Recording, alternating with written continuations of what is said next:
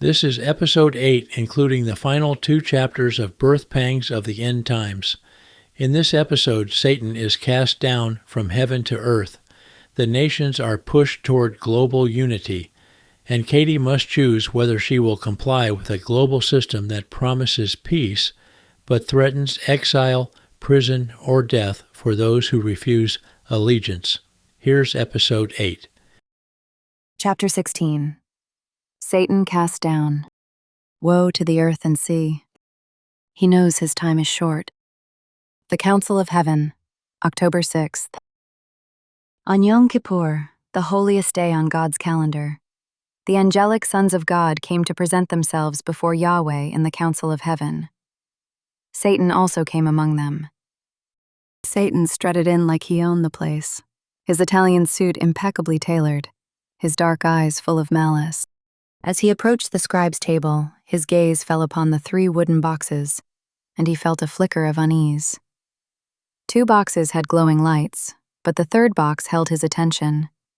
It sat there, dark and dormant, a taunting reminder that its light would seal his fate.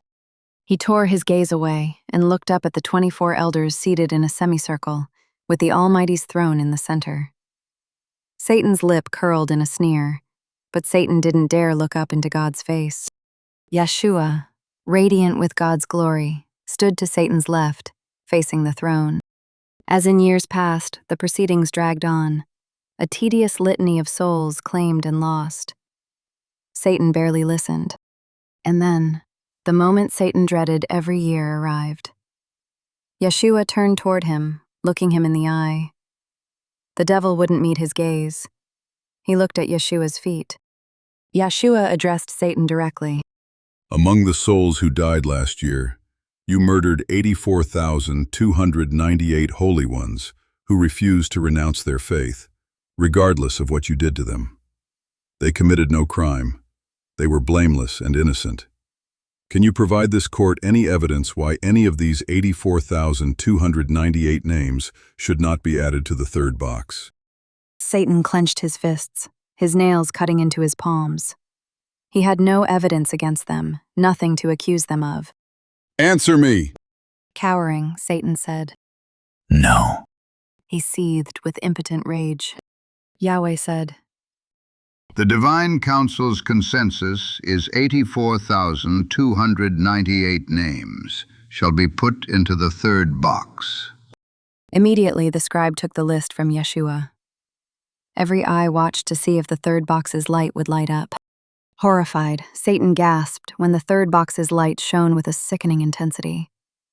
He knew this day would inevitably come, but it still hit him like a punch to the gut. Among the 24 elders, there was a lot of head nodding, talking, and gesturing, but Satan couldn't understand any of it as he awaited his fate. After what seemed like an hour to Satan, Yahweh received and verified the 24 elders' decision. From the throne, Almighty God proclaimed the council's verdict. The blood of every righteous martyr since Abel testifies against you. Based on their accumulated testimony before this court, from this day onward your dominion shall be taken away, to be consumed and destroyed to the end. The sovereignty, dominion, and greatness of the kingdoms under all of heaven shall be given to my disciples, my holy ones. Their kingdom shall be an everlasting kingdom, and all dominions shall serve and obey the King of kings and Lord of lords, Yeshua. To be consumed and destroyed to the end. What does that mean? Maybe I'll lose my power gradually? If so, I may still be able to exercise dominion before it's consumed and destroyed. Yahweh continued. You were a son of God, but now you'll be cast down to earth, along with all your followers, where you will suffer and die like men. Satan listened silently, glaring straight ahead, but not up into Yahweh's glory. No, I'm not done yet. I'll find a way. From behind him, someone with extreme strength grasped Satan's neck, then dragged him backward, off balance. Struggling, Satan turned his head to see who was dragging him out of the heavenly council. It's Michael, my old nemesis. Satan tried to protest this humiliating treatment. He's got such a grip on my neck. I can't speak. At the precipice on the edge of heaven, Michael finally spoke. Finally, after all the eons of suffering you've caused, now it's your turn to suffer. You're banished from heaven forever. Good riddance, devil. With 2 hands, Michael lifted Satan high, then violently flung him over the precipice and down onto the earth. As he fell, Satan looked up to see Michael's subordinates casting Satan's followers down to earth behind him. Plummeting toward the unforgiving ground, Satan heard and felt the rushing air, but his mind was already racing ahead, plotting his next move and how to survive. It looks like I'm coming down near the northwest coast of Africa.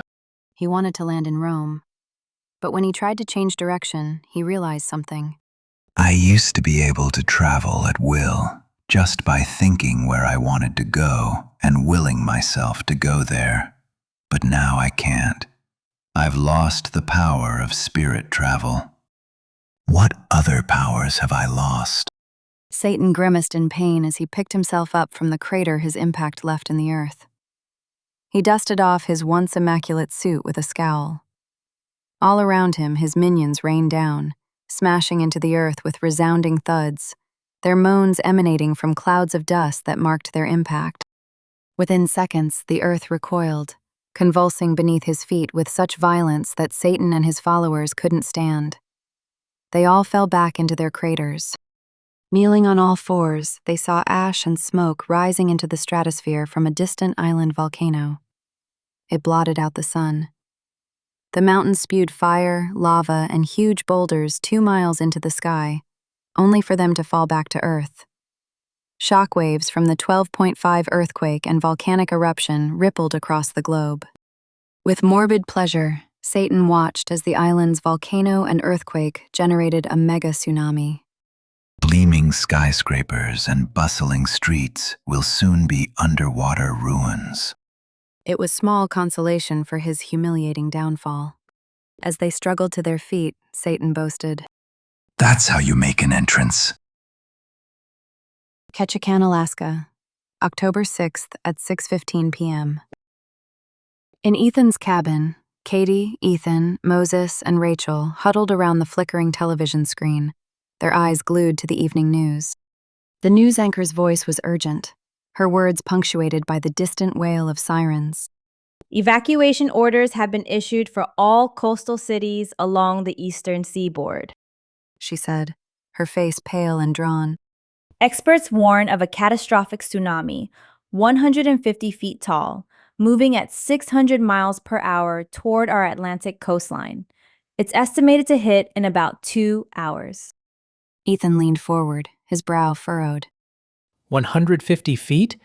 That's taller than a 15-story building. Moses nodded grimly.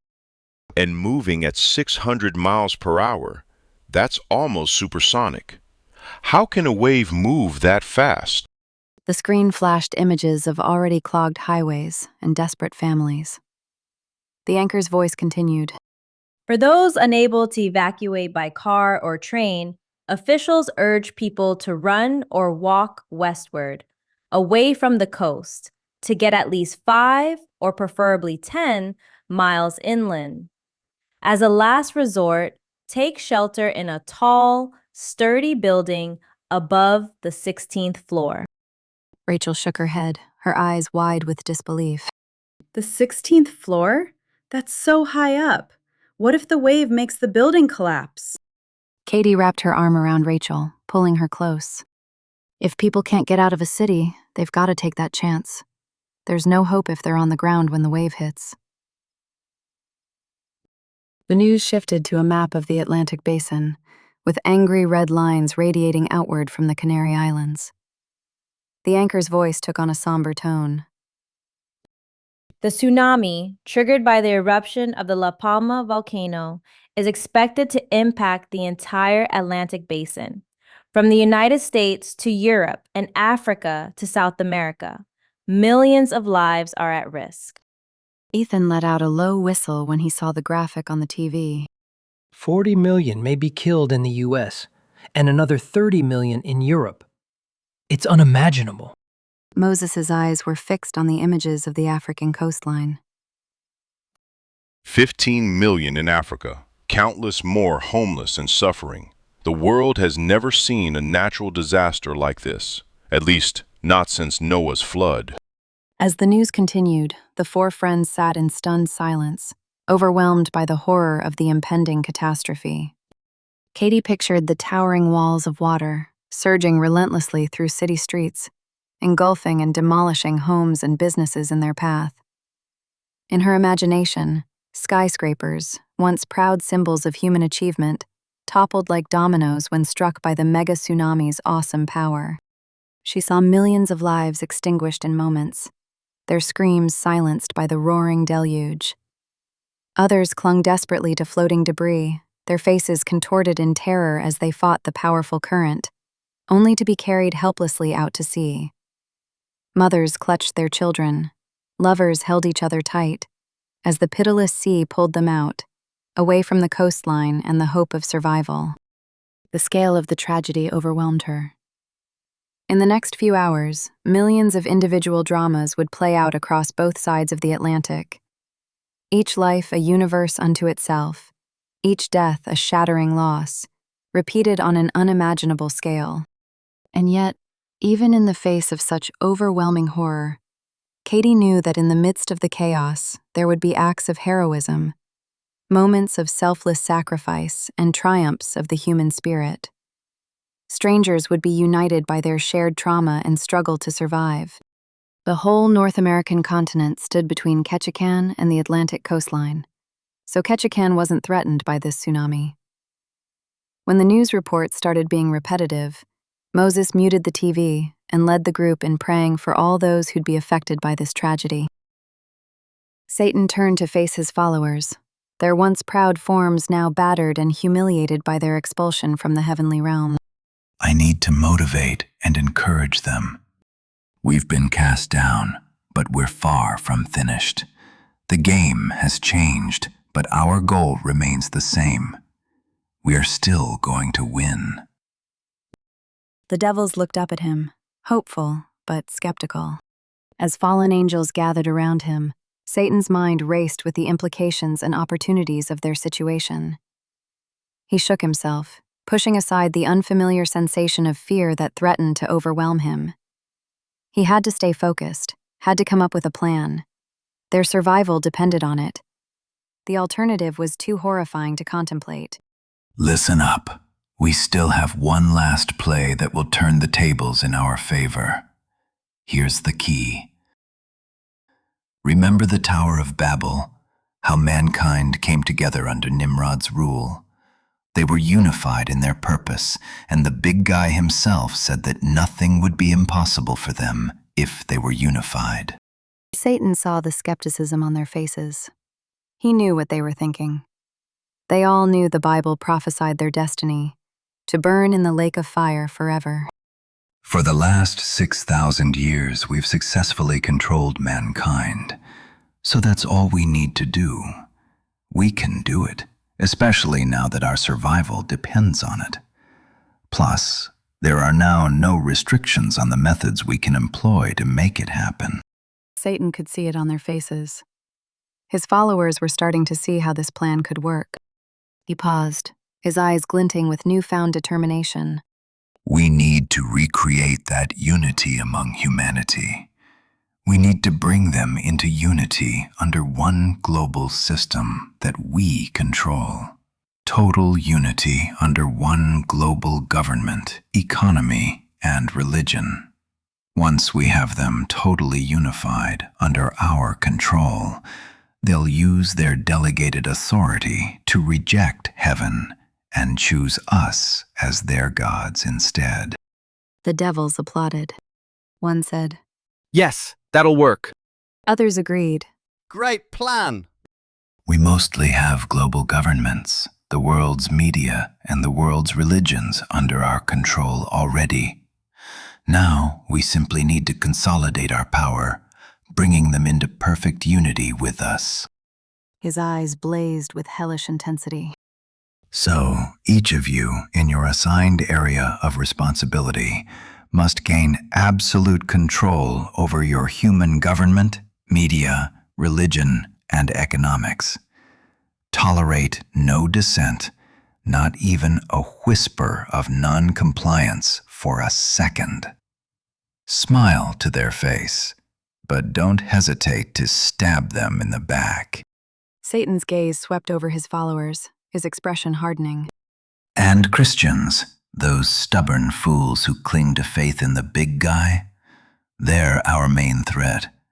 They won't come into unity with our philosophy and values.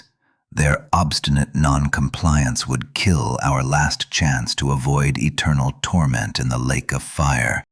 So, if you're feeling generous, give a Christian one chance to join us and turn against the big guy. Or you can just kill them. Make it gruesome and painful with a lot of loud wailing and suffering that gives nightmares to everyone who sees and hears it. Strike fear into them. Wipe them out. They're the reason we're in this situation. But now that the third box lit up and we're stuck down here, we've got absolutely nothing to lose and everything to gain by killing every Christian. Devils cheered as if they were in a pep rally. We're close to achieving our ultimate goal, a world united under our banner, a unified humanity that bows to us as their true gods. Again, the big guy said nothing will be impossible for them if they're unified.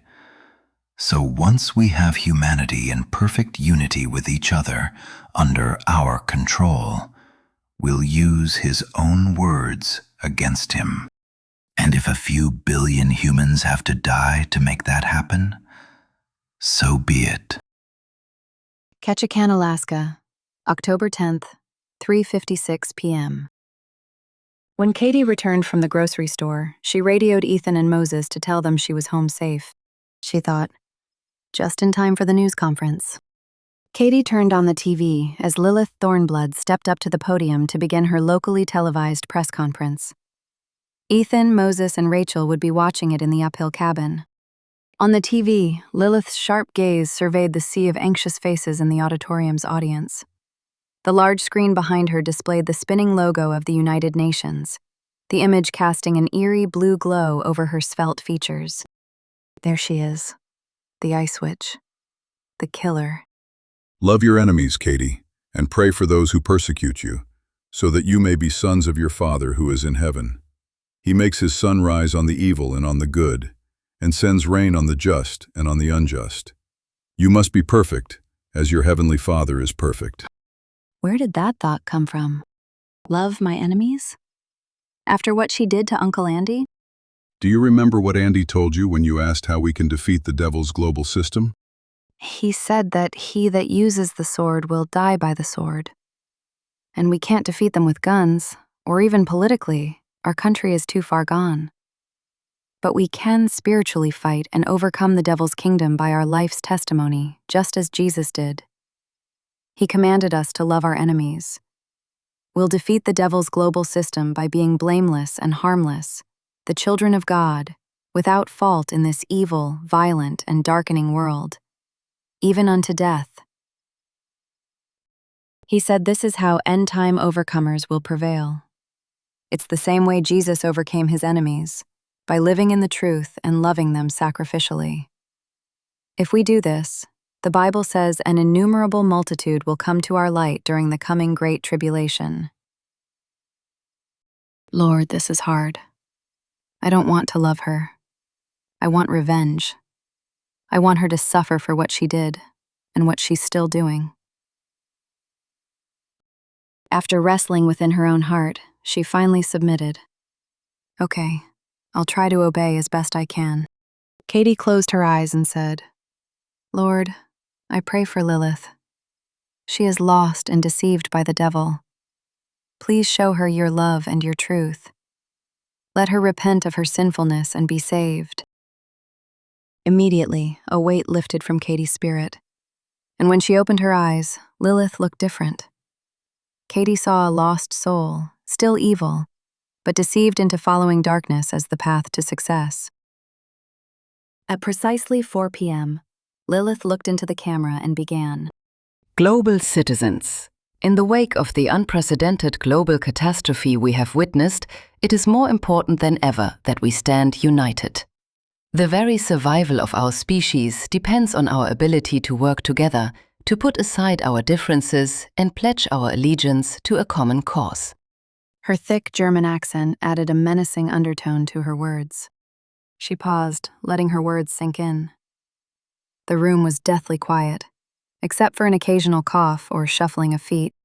To that end, the United Nations has declared that every citizen, 12 years old or above, must sign a pledge of allegiance to the UN and its 17 Sustainable Development Goals, or SDGs. She showed a slide showing the 17 SDGs. This pledge is a binding contract, a solemn oath to dedicate yourselves to the betterment of our world and the advancement of our shared agenda. A murmur rippled through the crowd, a mix of confusion and unease. Lilith held up a hand, silencing them. Let me be clear, she said, her tone taking on a harder edge. This is not a request. Every man, woman and child must sign the pledge by October 20th. Those who refuse will be cut off from access to the central bank digital currency system, effectively freezing them out of the global economy. That's it. Now we'll see whose faith is real and who's going to compromise with the devil to get along. The murmuring grew louder, tinged with anger and disbelief. Furthermore, she said, her voice cutting through the noise like a knife. Anyone who refuses to sign the pledge will be guilty of the crime of undermining global unity, a felony offense punishable by imprisonment or, in extreme cases, death. Extreme cases, eh? Was Uncle Andy an extreme case? Not hardly. This is a way to see who won't comply, so they can purge them. Oh no, now I sound like Uncle Andy. The room erupted into chaos, shouts of protest and cries of outrage filling the air. Lilith stood firm, her expression cold and determined. Silence, she commanded.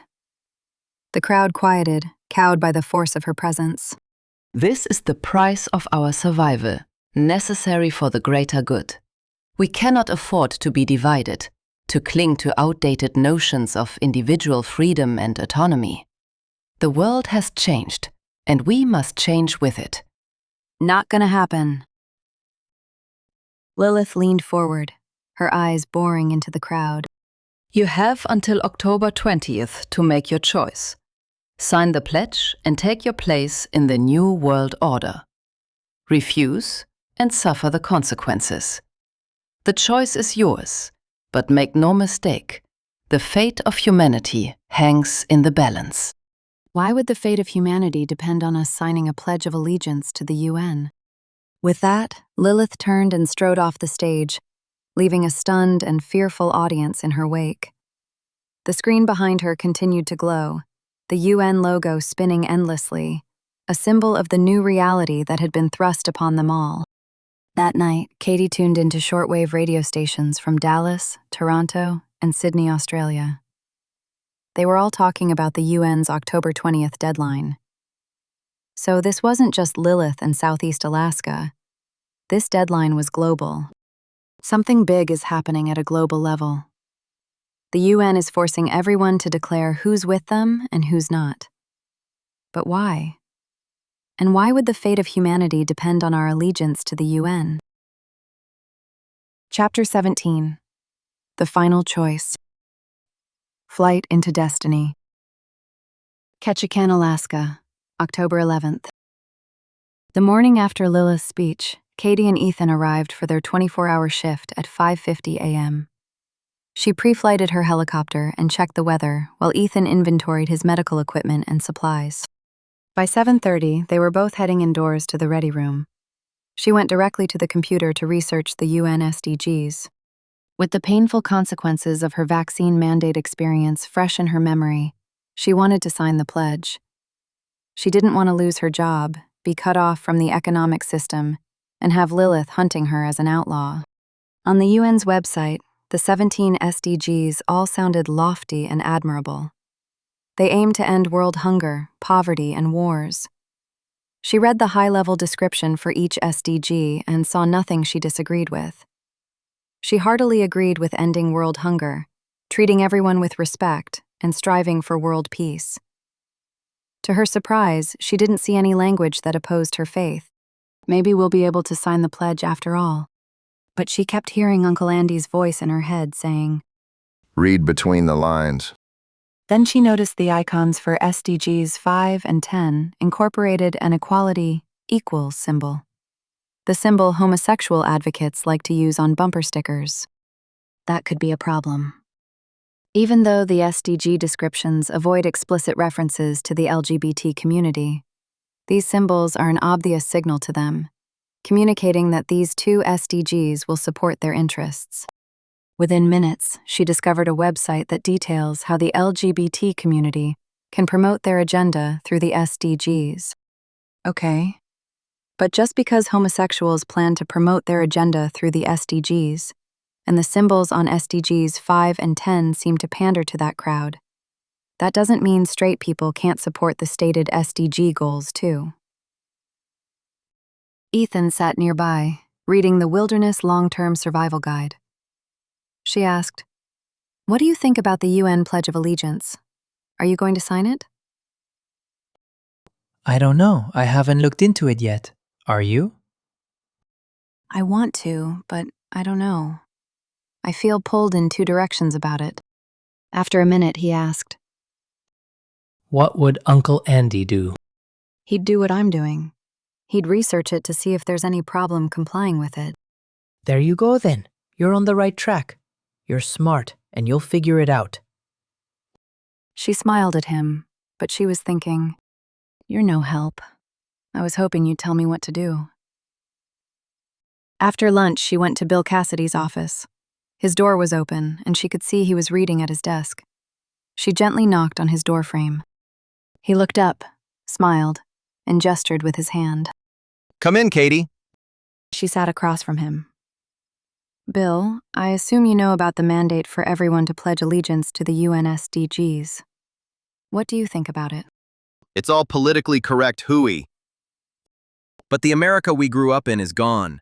Our new overlords are a steel fist and a velvet glove. The guidance I just received is to immediately terminate any employee who doesn't sign by the 20th. And as soon as I fire them, I have to send their social security number to the new government so their CBDC account can be frozen. That'll be a death sentence for most people. They won't be able to buy food, pay rent, or heat their houses. Yep, that's the steel fist part. The velvety glove is all the flowery do-gooder language they wrap it in. I don't like it, but if I don't enforce their fascist dictates, they'll either replace me or shut down KMS. And they don't even need to send their DHS goons in to do it. They can simply type into a computer and freeze our company's CBDC account. We couldn't buy fuel or make payroll. Within 2 weeks, we'd be totally out of fuel and out of business. As she got up to leave, she said, "Thanks, Bill." She thought, that answers my question about the consequences of not signing. 2 hours before sunset, Katie and Ethan got dispatched to rescue a fisherman mauled by a bear. He and a companion were in a Forest Service shelter at Wolf Lake, a short overland flight from Ketchikan. When they took off, the ceiling over Ketchikan was at 500 feet, in steady drizzle and 1 mile visibility. But the ceiling and visibility were forecast to get worse, and it would be dark soon. Their Cassidy-approved plan was for Katie to fly low, below the clouds, up to Wolf Lake. They'd triage and load the patient, then climb into the clouds for a night instrument approach into Ketchikan International Airport. An ambulance would then transport the patient from the helicopter to the hospital. Their route would take them to Ward Cove, then northeast up a valley to Harriet Hunt Lake, then straight north to Upper Wolf Lake. The shelter was at the northwest tip of the lake. As they passed Harriet Hunt Lake, the weather deteriorated worse than forecast, with the clouds coming down to the ground. To stay in visual contact with the terrain, Katie had to keep descending until they were barely 15 feet over the treetops. She was thankful for her GPS. It made navigation possible. It was like driving a car through a heavy fog. As long as you can see the white line on the right and the yellow line on your left, you know you're in your lane. But you can't see very far ahead, so you follow the taillights of the car ahead, hoping they don't make a sudden stop. Katie didn't have any taillights to follow, so she slowed her airspeed down to 40 knots to give her enough reaction time in case a tall tree suddenly appeared in their path. Ethan sat in the co-pilot's seat with his finger close to the intercom button in case he saw something she didn't. After 10 tense minutes, they flew over the Wolf Lake shelter at treetop level. I see a guy waving at us down there. That's good. Now I've got to find a place to land. The lake's shoreline had towering trees that went all the way down to the water's edge. Hovering over the lake and facing the shelter, Katie and Ethan saw two men, one lying down and one standing. Their float plane was anchored to the shore nearby. Katie thought, the pilot must be the one that got mauled, or they would have flown themselves out. Katie slowly hovered around the shoreline, searching for a place big and flat enough to land, but not too far from the patient. Finally, she found a small clearing in the forest, 200 feet north of the patient, and hovered straight down into it. From above, it looked flat, but it wasn't level. For Ethan's safety, Katie turned the chopper so Ethan's door would face downhill, making the spinning rotor blades higher on that side. As soon as they touched down, Ethan jumped out, grabbed his medical bag and a folding stretcher, and headed into the forest toward the men. Katie reduced the throttle to idle to save fuel as she planned her return flight. 45 minutes later, Katie saw the three men approaching. Katie got out and opened the sliding door. The bear had peeled back about 8 inches of the man's scalp and hair, exposing his bloody skull. He also had deep punctures and gashes in his face. Don't look back. Ethan and the other man helped the patient lay onto the gurney in the rear cabin.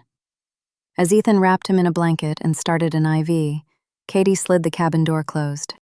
To his companion, she yelled above the idling turbine, "Are you coming with us?" When she turned toward him, he momentarily fixated on her scar. I can't fly the plane, so I guess so. I'll have to come back for our stuff. She opened the co-pilot door for him. Okay, hop in. The rain was cold and she was getting soaked. She helped him strap in, then secured his door. Back in her pilot's seat, Katie turned up the heat, then gave the man a headset. After he put it on, she said, "Here's the button to talk on the intercom. Make sure you don't touch anything else." She thought, gosh, I hope that didn't sound too harsh. Okay. He said, sheepishly. It was almost dark. Katie switched on the searchlight and adjusted it to point forward and down at a slight angle to prepare for takeoff. She turned the red cockpit instrument lights up to their full brightness. She tried to contact ATC, but no luck. That's not good. If we have any problems during takeoff, nobody will know where we are or that we need help. But in these conditions, even if they knew we needed help, they couldn't send it until tomorrow. So let's not have any problems. Think positive. Katie adjusted the windshield wipers and defroster controls.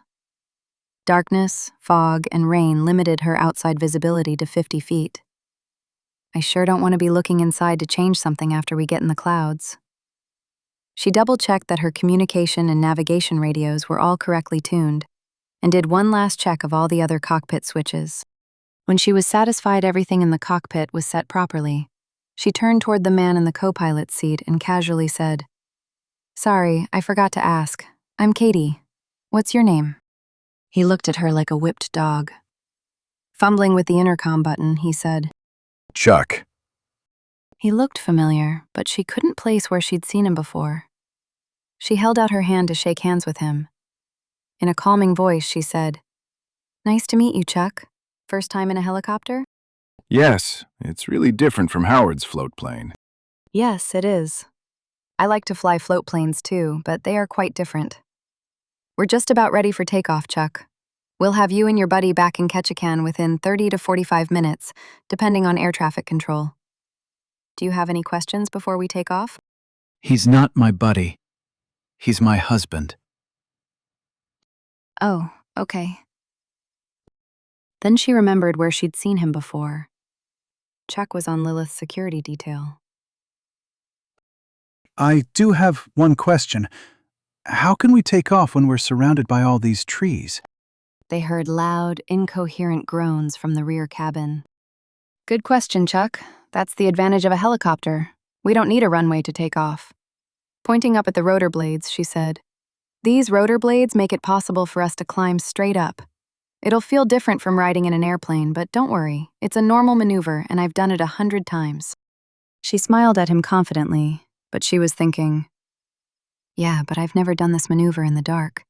Out of a small clearing surrounded by 100-foot-tall trees, with low visibility and ice-cold rain and fog. Okay, Chuck, I think we're all ready up here. Try to sit back, relax, and enjoy your first helicopter flight." Chuck smiled in response, but he looked nervous. She thought, I don't have time for any more coddling. Time to man up, Chuck. Ethan, let me know when you're ready. We're ready. As her left hand twisted the throttle, both turbine engines spooled up, doubling the aircraft's noise and vibrations as their RPM came up to full speed. Rotor blades blurred overhead. Okay, pulling pitch in 10 seconds. She scanned her instruments, making sure everything was green for takeoff. She looked straight ahead, focusing on the trees that were barely visible through the windshield wipers. Coming up.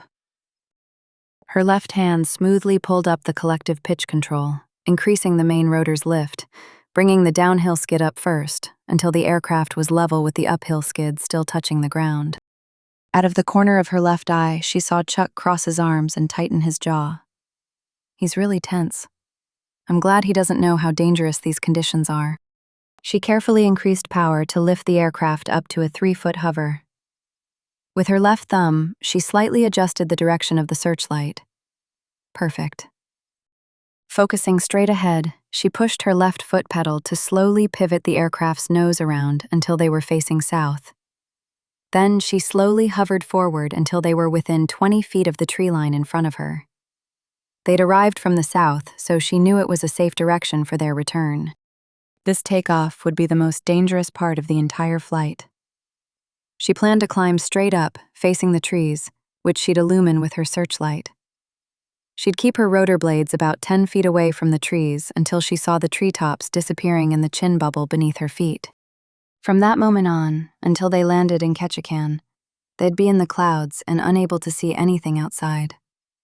No trees, no ground, nothing, except darkness. The critical moment would be when she lost visual contact with the trees. She'd have to immediately transition her focus from looking outside, at the trees, to looking inside at her cockpit instruments. This moment was also the point of no return. As soon as she lost sight of the trees, she'd be committed to completing the flight using her cockpit instruments, surrounded by clouds. Once she made this transition, there was no going back. After transitioning to instruments, she'd maintain a good rate of climb, heading south, as she slightly lowered the nose to accelerate to cruising airspeed. Finally, in a southbound climb, with everything under control, she'd contact air traffic control. Still hovering, she visualized the sequence of events in her mind, like an Olympic high jumper visualizing herself going over the bar. Here we go. She glanced quickly at the engine instruments one last time, then focused outside as she smoothly increased the main rotor's power to the maximum. They climbed straight up. The tree trunks were a good reference, telling her which way was up. After 8 seconds, she saw the treetops disappearing below her feet. She immediately focused her attention on the flight instruments, simultaneously switching the searchlight off to kill the blinding glare off the milky cloud soup outside. After 5 more seconds, when she was confident they'd climbed well above the treetops, she gently pushed the stick forward to slowly accelerate while maintaining a southerly heading over the valley toward Harriet Hunt Lake. She focused on her instruments. Attitude level and slightly nose low to gain airspeed. Heading 174, correcting to 180 degrees. Climb rate is 1,100 feet per minute. Airspeed increasing past 50 knots. When her airspeed reached 120 knots, she raised the nose to hold that airspeed. She decreased power to maintain a 500 foot per minute rate of climb. With airspeed, heading, and climb rate steady, Katie transmitted. Ketchikan approach control, this is KMS-23, 5 miles north of Harris Hunt Lake, heading south, climbing through 1,200 feet. Request IFR clearance and radar vectors to Ketchikan. As soon as she was under ATC control, they were responsible for keeping her safe from terrain and other aircraft. I wonder how Chuck's doing. I hope he's not freaking out. She stayed focused on the instruments, resisting the urge to look at him. Everything outside was blackness. Being inside clouds at night is like being blindfolded. There's no light from the moon, no stars, and no horizon or ground lights to indicate if you're level or upside down. There's no sense of movement. You can hear the rain and wind noise outside, but you can't see that you're moving. It's easy for your imagination to run wild if you let it, telling you there's a mountain hidden in this cloud, or that you're about to spiral into the ocean like JFK Jr., or that you've entered the twilight zone. Being in a helicopter at night, in the clouds, with a young female pilot, is fertile ground for a panic attack. He's probably thinking, what did I get myself into? Keeping her eyes scanning the instruments, in a deliberately calm voice, she said, "How you doing, Chuck? I hope you're enjoying the flight. Everything is perfectly under control and will be on the ground in about 20 minutes, Chuck said. Thanks. I needed that. Smiling, she said, "No problem." She wondered, do airline pilots give their speech for the same reason I just did? As her eyes adjusted to darkness, she incrementally turned her cockpit instruments down to a minimal level to help her night vision. She'd need her night vision to hover at the airport. During their final approach, they didn't see the runway lights until they were at their minimum approach altitude, 200 feet over the end of the runway. As they hovered to the waiting ambulance, Ethan said, Chuck, now that we're back, I can tell you about the first time I rode with Katie in Kyrgyzstan. She had a sign on the back of her pilot helmet that said, "Stop screaming, I'm scared too." She was a lot nicer to you. Chuck looked at her in disbelief. Katie just smiled and nodded. After landing and delivering Howard and Chuck to the ambulance, Ethan rode in the co-pilot seat as Katie hovered the copter to the KMS parking area. "How's the patient? What's your prognosis?" His vitals stabilized after the IV and getting him warm, so I think he'll live. Plastic surgeons are going to have a lot of work repairing what that bear did to him, though. On another topic, that was really considerate the way you calmed Chuck down. I've never seen anyone so glad to get back on the ground. Thanks. A person's imagination can go wild at night in the clouds, especially if it's their first time in a helicopter and their friend just got mauled by a bear. I wanted to make sure he didn't freak out. I had visions of him yelling, "Let me out of here!" and then opening the door and jumping out. Ethan laughed out loud. I envisioned that too. But on the positive side, just think of all the creative nicknames your old army buddies could invent for you after that. Speaking of buddies, did you recognize either of these guys? No, Chuck looked a little bit familiar, but the patient was so messed up he could have been my brother and I wouldn't have recognized him. I recognized Chuck as one of Lilith Thornblood's security guys. Your patient is his husband. His husband? What? That's a contradiction. I'm confused. How does that work? I don't know. It confuses me too. Arriving at their parking area, Katie landed, then twisted the throttle down to idle to start the shutdown sequence. In her idling helicopter at the end of the mission, with her hands and feet on the pulsating controls, she realized how much she loved this feeling. She controlled a powerful and beautiful machine that enabled her to fly and save lives. Katie loved flying. She loved flying medevac. She loved flying medevac in her hometown. It doesn't get any better than this. Ethan placed his hand on hers. Katie. She turned to look at him. Speaking of husbands, I'd like to be yours. Katie Whitefeather, I love you. Will you marry me? Dumbfounded, her mouth dropped open. After 10 seconds, she said, "I love you too, but there are some things about me that you don't know." Ethan's proposal, though joyous, added another layer of complexity to her decision about the SDG pledge. As the days ticked by, she couldn't reach a decision that felt right. As much as she rationalized that it was okay to sign it, something about the SDGs nagged at her. On October 15th, she started fasting to gain more clarity in her prayers. October 18th. Katie sat in her rocker, wrapped in a blanket, praying. Moonlight shone onto her open Bible, laying across her lap. A fire danced in the wood stove. The SDGs didn't seem inherently wrong. Ending poverty, promoting peace, and protecting the environment.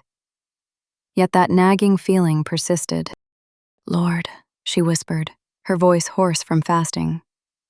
"Show me what I'm missing."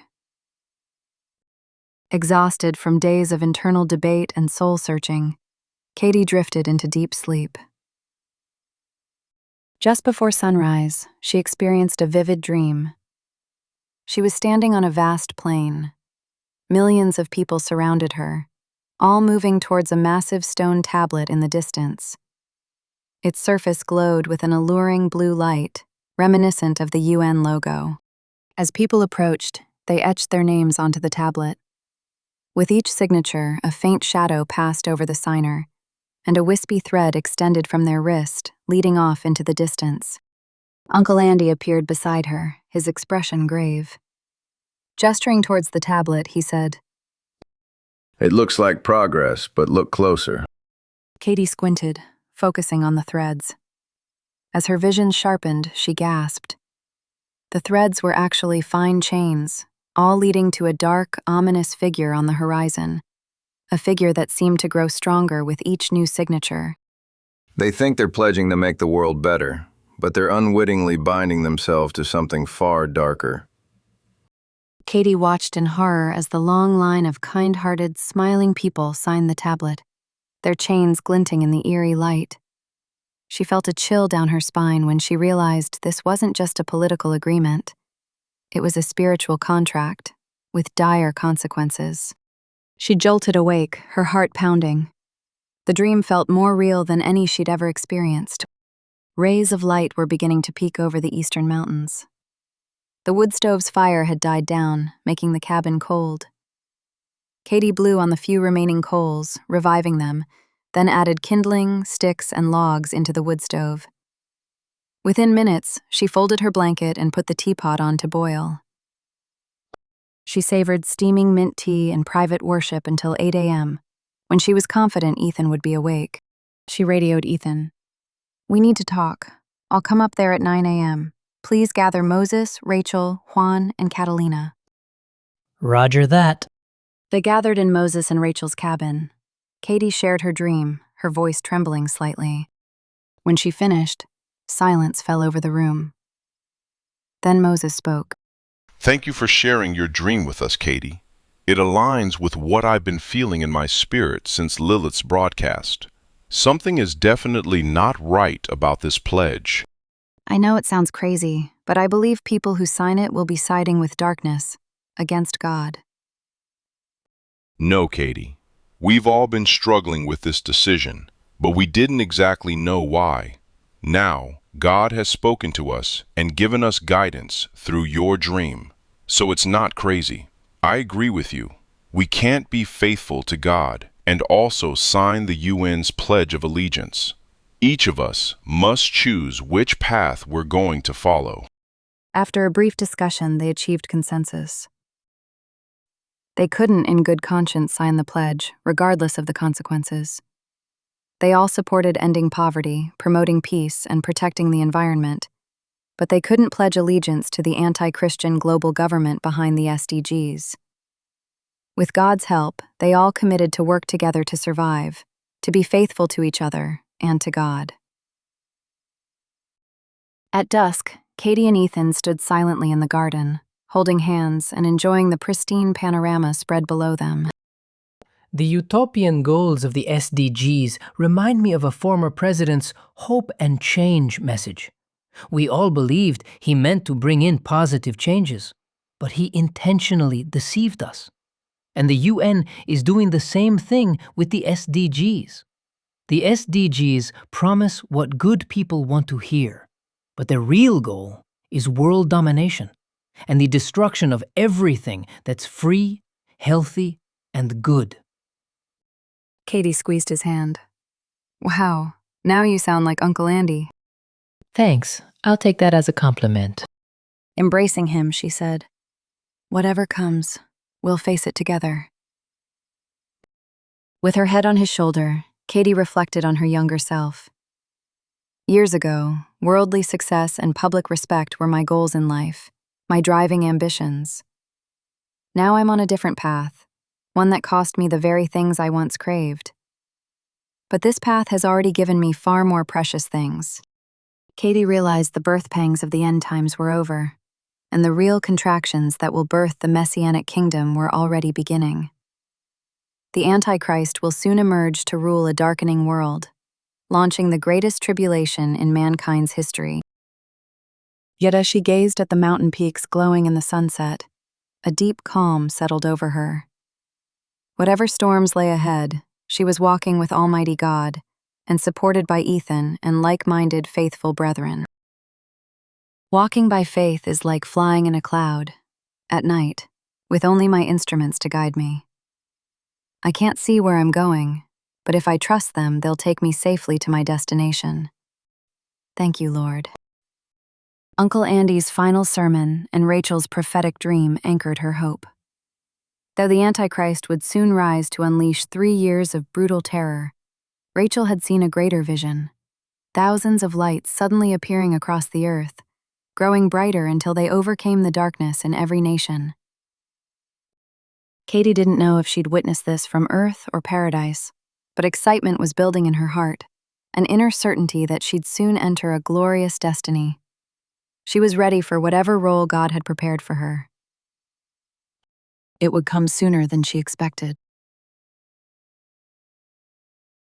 You've just heard the final episode of Birth Pangs of the End Times, the first book in the Positive Apocalypse trilogy. The birth pangs have begun, but the real trials are still ahead. If you're ready to follow Katie and Ethan into the Great Tribulation, the second book in the trilogy, Martyrs and Miracles, carries the story forward into deeper testing, greater spiritual conflict, and the rising cost of faithful endurance. You can listen to all the Book 1 episodes with their free companion resources at thomasnoss.com. If this message resonates with you, please share it with someone who is searching for truth, courage, and hope in darkening times. Until next time, stand in faith.